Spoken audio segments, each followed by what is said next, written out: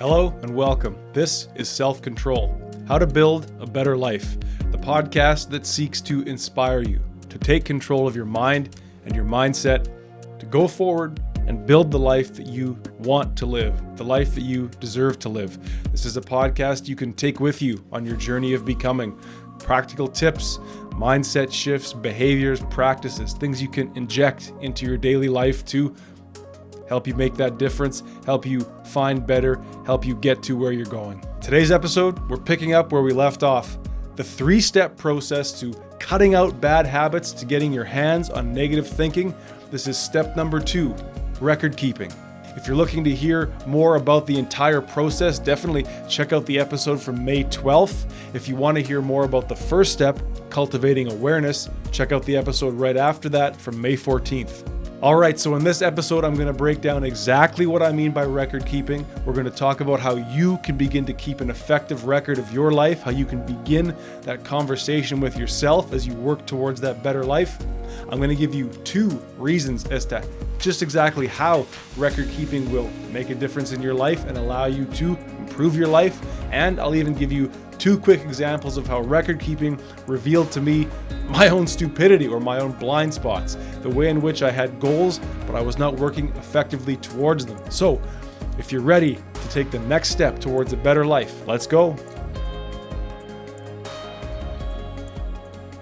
So when I say record keeping in terms of my life, your life, I really mean physically keeping track of what it is you're up to day to day, and in that way, starting a conversation with yourself about what it is you're doing, thinking, feeling, and what it is you want out of life. So for me, record keeping really takes a few forms in my life. I have my daily journal where I'm really just writing, let's say, probably just a few hundred words every day about what I'm doing, what I'm thinking, what I'm feeling, what's going on, who I'm talking to, just telling the story of my life pretty concisely. Outside of that, I also have a moleskin notebook where I write more kind of long form. You know, if I have ideas about for this podcast or ideas about what's gone on in my past that I want to sort of tease out in longer form, you know, I'm writing the story of my life in a bit more detail here. And lastly, I have a couple spreadsheets, you know, on the computer, Excel spreadsheets where I'm tracking my workouts, my exercises, and I'm tracking my nutrition. Now, if that seems like a lot, it is.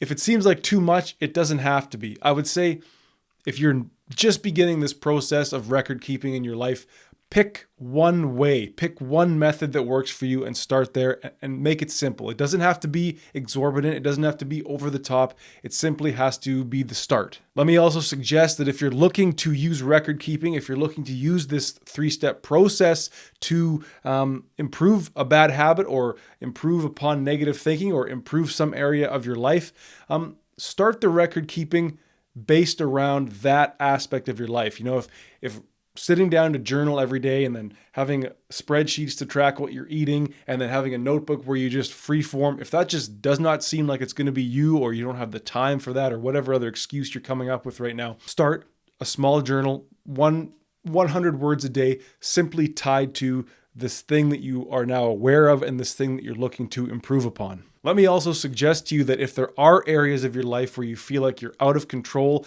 a bad habit has taken over, negative thinking is driving you into the hole, it's driving you into a place that you don't want to be, if something just is not working, it could be because you don't fully understand what's going on in your life generally or in certain areas of your life more specifically. This process of record keeping, as I'm going to lay it out, will help you see.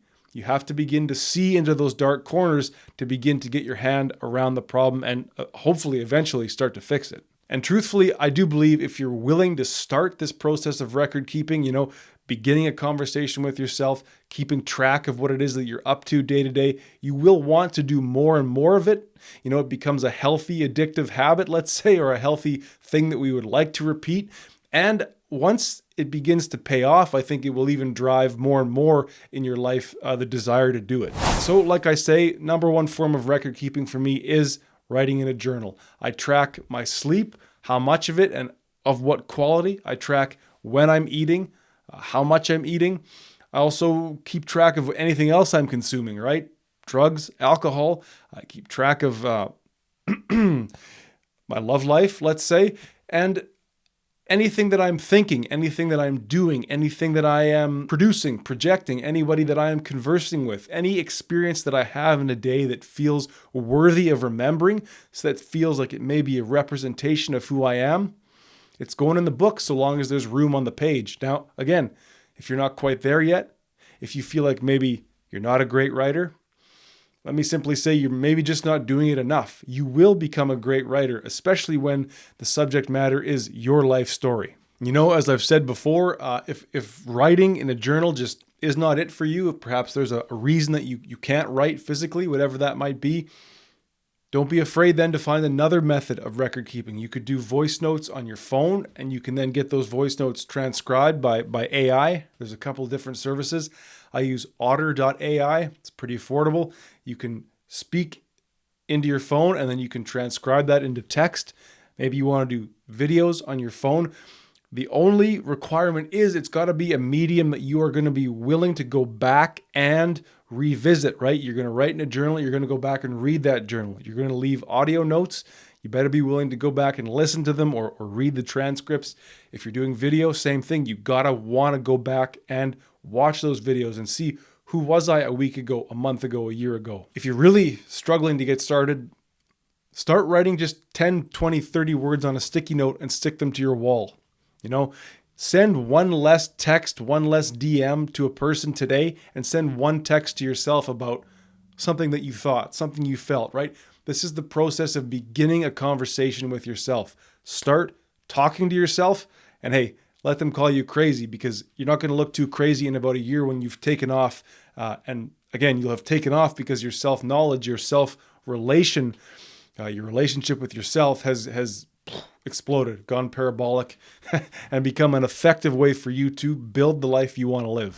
So there are two ways generally that record keeping of our life, telling our life story to ourselves, there's two ways that process drives improvement and drives, I hate to say change, but it drives us towards who we want to be. Number one, it forces a deeper awareness and deeper admission, meaning when you have to sit down and write these things down every day, you become more and more aware of how often, how prevalent, and how repetitive things can be, or you become aware of things that aren't happening in your life. And when I say admission, I mean that, hey, when we're talking about a bad habit, if you're forced every day to sit down and write, I went to the store and bought another pack of cigarettes. I was on the gambling website again. I was scrolling YouTube shorts before bed, and I had a shitty sleep as a result. When you're forced to do that day in and day out, tell me that that's not going to at least create some amount of desire, some motivation, perhaps even the seeds of discipline to begin making those improvements and doing away with that behavior. So as an example, I'm trying to use my nutrition as sort of the foundation for explaining these steps. For years and years, I practiced intermittent fasting, and the goal of that was to, lose body fat, want the six pack someday, and to, to feel better mentally, to have more energy, and to just, help with muscle growth. Well, first and foremost, intermittent fasting is really not great for muscle growth beyond about 16 hours, I found out through my record keeping. And going back and reading my records, I was able to find out, well, look, I'm fasting for 20 hours a day here. I'm drinking lots of coffee, and then I'm eating a lot late in the day. And I did this for years and years, thinking that I'm just going to do this for 5, 6, 7 years, and then the low body fat, the six pack, the way I want to look is going to just come. That really revealed to me a blind spot in my thinking. But again, because of eventually that constant record keeping, I was able to say, look, Patrick, things are just not working out the way you want them to. And you're not doing what it is you need to be doing. So sitting down every day and having to admit, well, I weigh the same, or I weigh more, or I look the same, and my energy's all gone to hell, and my stomach hurts because I'm drinking coffee when I'm fasting.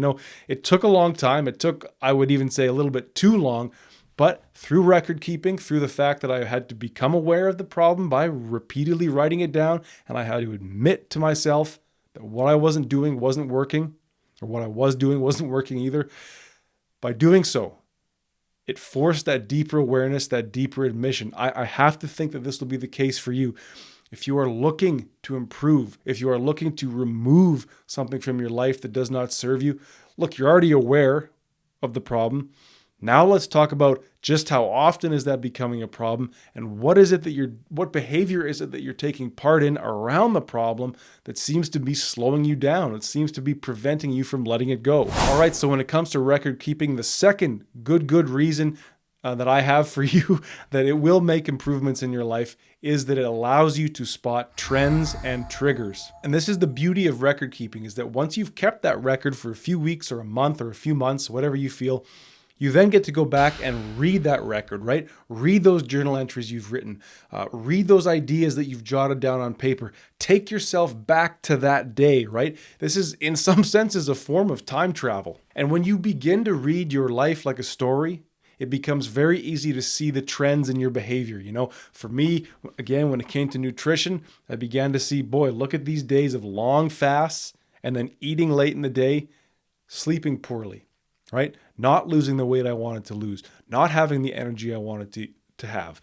Oh, look, drinking coffee while I fasted into the afternoon and then having problems with anxiety. You know, again, like I say, record keeping has opened to me, or has allowed me to see clearly, shine light on what were blind spots before. Now here's one more for you. I used to actually say, well, I'm going to just keep intermittent fasting. I'm going to use coffee as an appetite suppressant, and I'm eventually going to have a six-pack. I'm eventually going to have the low body fat that I desire. I'm never going to track my calories or my macronutrients. So 2 weeks ago, I thought, okay, well, what the hell? I'll track my calories and I'll track my macronutrients. Immediately, I found out, well, I'm definitely overeating calorie-wise. There's no way that I need to be intaking 3,500, 4,000 calories. Even on a day where I'm very active, it's ridiculous. It's preposterous. It probably stems from childhood when I sort of overate as a way to distract or to, numb myself. Okay, so then let's look at the macronutrients: protein, carbohydrates, fat. Probably wasn't getting enough carbohydrates, in fact. Definitely wasn't getting a lot of protein or enough protein. And hell, probably wasn't getting enough fat either. So my ratios were all screwed up. Then I, beyond that, was able to see, well, why in God's name would I save all my caloric intake for later in the day, a few hours before I go to sleep? Wouldn't it be nice to maybe have some energy at the start of the day? You know, and again, this is all personal. It's going to be different for all of us, but through just a few days of tracking precisely to the number what I was eating, I was able to revamp my whole life. And it occurred to me that I could still do an intermittent fast of about 16 hours if I stopped eating at 7 p.m. and ate again at 11 a.m. And then the more I thought about these things, I thought, and to be honest, I researched this, but a few small meals over the course of the day keeps the metabolism going. It's completely, I've said it enough now, it's ridiculous to intermittent fast for 20 hours and then have a gigantic meal before bed. At least for me it was. So now I've completely rethought the way I eat because I was willing to go deep on the record keeping. And I have to suggest that for you. If you're here because you've got problems with consumption, right?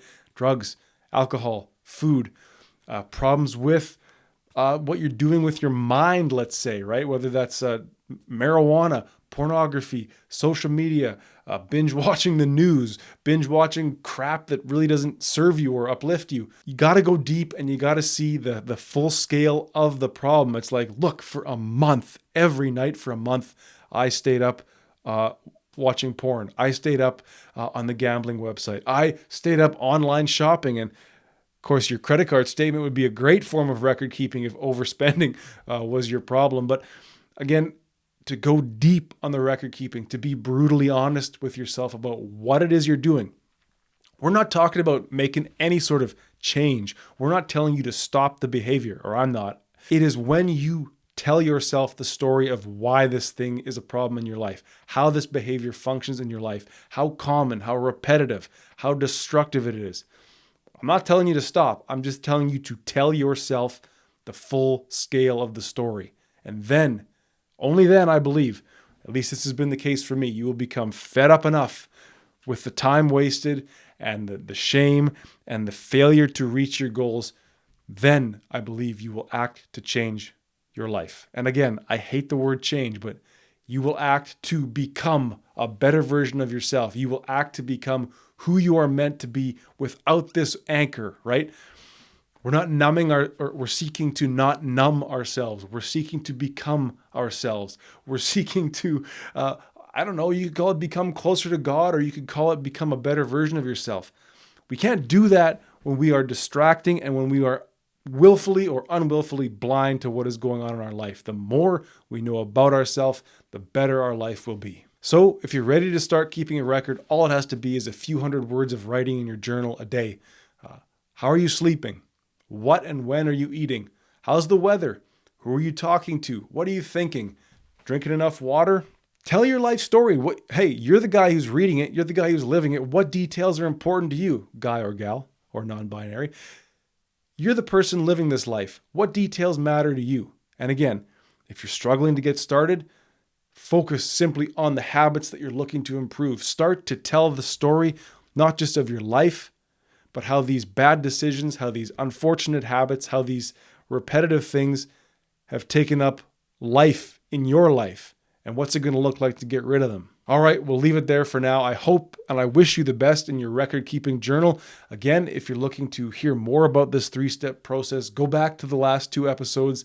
You can hear about how cultivating awareness will then lead into this process of record-keeping. And on our next episode, we will come back and talk about that 3rd step, applying mindfulness to your life. Once you're aware of a problem, once you're now telling the story of that problem, and you're willing to admit the scope of that problem, using those trends and those triggers that you're going to spot in your life, you can then, and it may just be once a week, once a month, whatever it looks like, you can start to apply mindfulness to your life and say, hey, here's a moment where I would slip. Can I not slip today? Here's a moment where I would go on the gambling website, the pornography website. Here's a moment where I would go cram 5,000 calories into my mouth 3 hours before I have to go to sleep. Can I cut that in half? Can I not do that today? We'll talk about that. Right now, I want you just to work on that record keeping. Tell yourself your life story and include the details, gory, brutal, shameful as they may be. Start to talk to yourself and start to shine light in those dark corners of your life. I know you can do it.